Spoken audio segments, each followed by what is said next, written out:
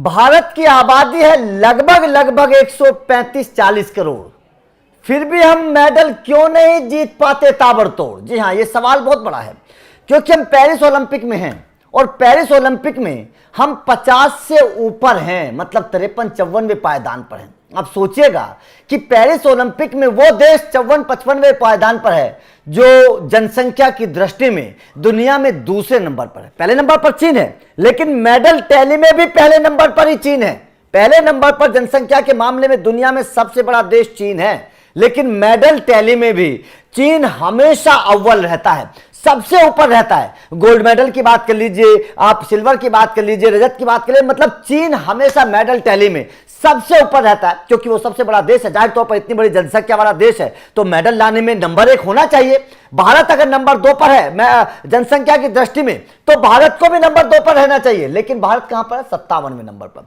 ऐसे में सवाल खड़ा हो जाता है कि भाई साहब, जब हम इतनी बड़ी आबादी वाले देश हैं तो हम मेडल लाने में 57वें नंबर पर क्यों हैं? ये थोड़ी सी शर्मनाक बात जरूर है। अगर भारतीय टीम के लिहाज से मैं देखूं, भारत के लिहाज से मैं देखूं, इतने एथलीट हमारे जाते हैं लेकिन मेडल नहीं जीत पाते हैं, ये सबसे बड़ा सवाल है। आप चाइना को देखिएगा, 21 गोल्ड मेडल जीत चुका है यह देश, 21 गोल्ड मेडल, और हमारे हाथ में कुछ नहीं है। झुंझुनू बजा रहे, हमारे हाथ में कुछ नहीं है अभी तक। गोल्ड मेडल के नाम पर 3 मेडल आए हैं, वो भी ब्रॉन्ज आए हैं, और वो भी केवल एक स्पर्धा में निशानेबाजी में आए हैं। बाकी खेलों में हमारा देश पिछड़ता जा रहा है, लगातार पिछड़ता जा रहा है। लेकिन हम बात क्या करते हैं? हम बात करते हैं कि खेलों का स्ट्रक्चर बहुत अच्छा है, हम खेलों पर बहुत मोटा पैसा खर्च करते हैं, हम अच्छे अच्छे खिलाड़ियों को बनाते हैं, लेकिन जब ओलंपिक की बात आती है, जब दुनिया के बड़े बड़े खिलाड़ी हमारे खिलाड़ियों के सामने आते हैं तो हमारे खिलाड़ी पीछे रह जाते हैं, हमारे खिलाड़ी नंबर 1 नहीं बन पाते, हमारी टीम नंबर 1 के तौर पर गोल्ड मेडल नहीं जीत पाती।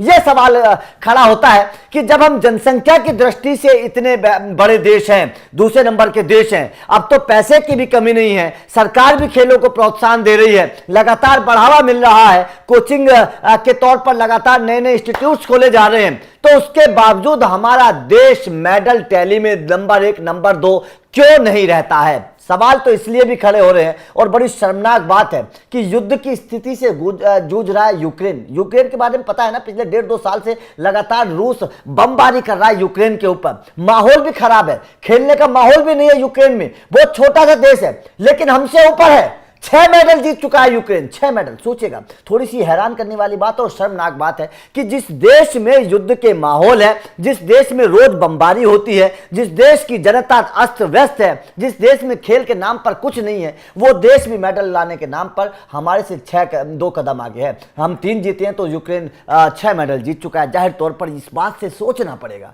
थोड़ा सा सोचना पड़ेगा हमारे खिलाड़ियों को, खेल मंत्रालय को, जितने भी फेडरेशन है सभी को सोचना पड़ेगा कि आखिर चूक कहां हो जाती है, हम कहां चूक जाते हैं, क्यों नहीं हम मेडल जीत पाते, क्यों नहीं हम चीन की बराबरी कर पाते, आखिर कहां स्ट्रक्चर खराब है, हम उसको क्यों नहीं सुधार पाते, लगातार हार के बावजूद हम उस पर सुधार का काम क्यों नहीं करते हैं? ये थोड़ा सा भारत को सोचना पड़ेगा, क्योंकि अगर आबादी के मामले में हम इतने बड़े देश हैं, हमारे पास स्ट्रक्चर है, हमारे पास कह सकते हैं कि टैलेंट की कमी नहीं है, पूरा टैलेंट हमारे देश में भरा हुआ है। आप किसी भी खेल की बात कर लीजिए, हमारे पास बहुत बड़े बड़े टैलेंट हैं, लेकिन उस टैलेंट को निखारने के लिए जो काम होना चाहिए, कहीं ना कहीं हम वहां पर पीछे रह जाते हैं। और इस बारे में भारत को सोचना जरूर होगा, क्योंकि अगर चीन जनसंख्या के मामले में सबसे बड़ा देश है तो वो मेडल के मामले में भी सबसे आगे रहता है। अगर भारत जनसंख्या के मामले में दूसरे नंबर का देश है तो हमें मेडल के मामले में भी दूसरे नंबर पर रहना चाहिए। आपका इस खबर पर क्या कहना है,